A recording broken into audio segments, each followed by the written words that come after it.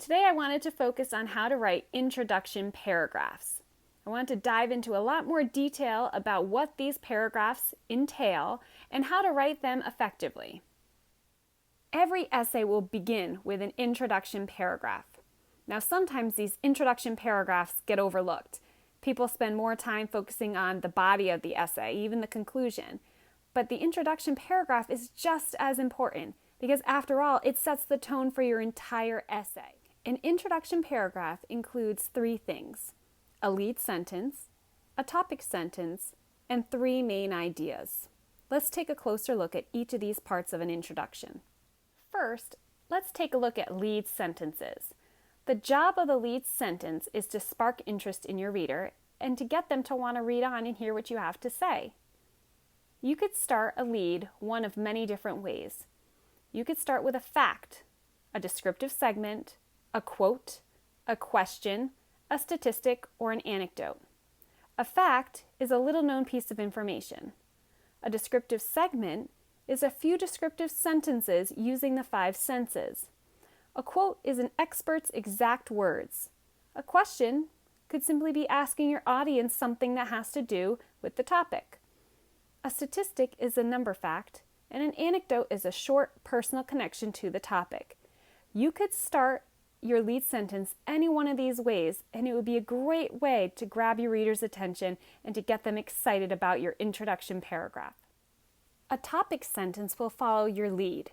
This sentence briefly and clearly states what the entire essay will be about. It is direct and to the point.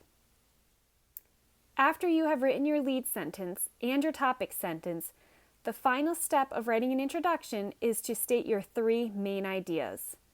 Just briefly state them. You don't need to go into any details just yet. You save all the details for the main idea paragraphs. Let's take a look at the planning for an introduction paragraph. I need to write an introduction paragraph that focuses on the topic of fall. My 3 main ideas are pumpkin and apple picking, delicious treats, and hay rides. Let's take a look at what that information would look like in writing an introduction paragraph. The smell of fresh apple cider fills the air all around.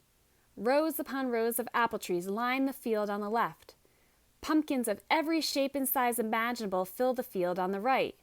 People eagerly board the hay wagon, excited for the adventure ahead. Without a doubt, fall is one of the most enjoyable seasons filled with fun. You can enjoy apple and pumpkin picking, tasting delicious treats, and the excitement of a hayride. Now I've marked up the introduction just so you can see where all the different parts of the introduction paragraph are in this sample. The very first few lines are our lead. They read, "The smell of fresh apple cider fills the air all around. Rows upon rows of apple trees line the field on the left. Pumpkins of every shape and size imaginable fill the field on the right. People eagerly board the hay wagon, excited for the adventure ahead." That lead is using a descriptive segment. I've used the senses to grab my reader's attention by painting a picture in their minds of what I'm seeing. Following the lead, I have my topic sentence. The topic sentence reads, "Without a doubt, fall is one of the most enjoyable seasons filled with fun." I have followed the topic sentence with my 3 main ideas. They are labeled main idea 1, main idea 2, and main idea 3 here. And it reads, "You can enjoy apple and pumpkin picking, tasting delicious treats, and the excitement of a hayride." Introductions are short, sweet, and to the point. You don't need to add a lot of details because we saved the details for the main idea paragraphs. Remember, you want to include a lead, a topic sentence, and your 3 main ideas. And remember, your lead can be an amazing fact, a descriptive segment, a quote, a question, a statistic, or an anecdote. And there you have it, how to write an introduction paragraph.